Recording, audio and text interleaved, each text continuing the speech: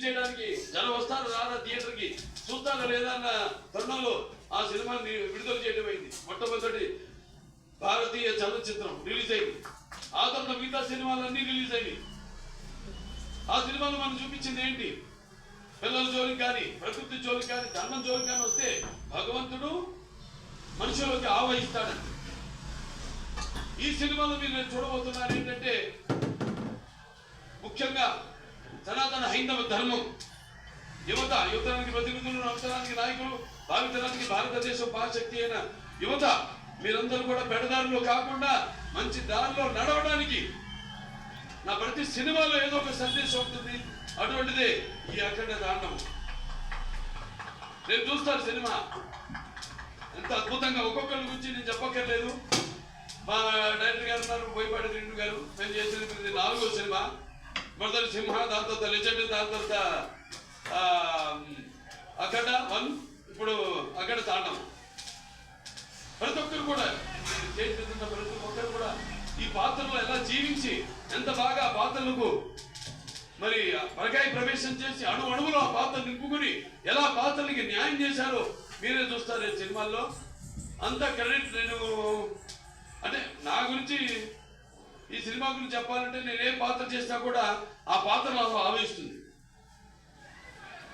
అలాగే ఈ సినిమాలో ముఖ్యంగా మేము చెప్పదలుచుకుంది ఏంటంటే మన సనాతన హైందవ ధర్మం మన యొక్క సమాజం యొక్క మూలాలు, మన దేశపు మూలాలు.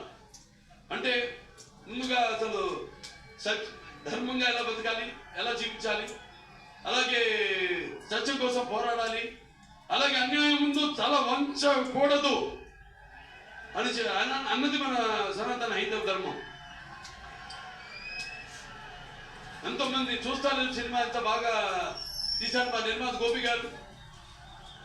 ఎంతో నమ్మకంతో ఏం చెప్పినా మీరు వెళ్ళండి, ఎక్కడికి వెళ్ళాలి, ఎక్కడ షూట్ చేయాలన్నా ఆయనకి నా అభినందన తెలియజేసుకుంటున్నాను. అలాగే తమ్మన్ గారి గురించి చెప్పక్కర్లేదు. బాక్సులు అప్పుడే బద్దలైనవి. ఏది రికార్డ్ బాక్స్ కాదు, థియేటర్లో సబ్బూఫర్లు వెళ్ళిపోయింది. అంటే రేపు చూస్తారు ఈ సినిమాలో కూడా ఆయన అందుకే రాలేపోయాడు. ఆయన ఇక్కడ మొత్తం శివుడు పూనాడు. ఇక్కడ కూడా శివాలయం ఉంది. కైలాసగిరి పూర్తిగా అవ్వబోతుంది.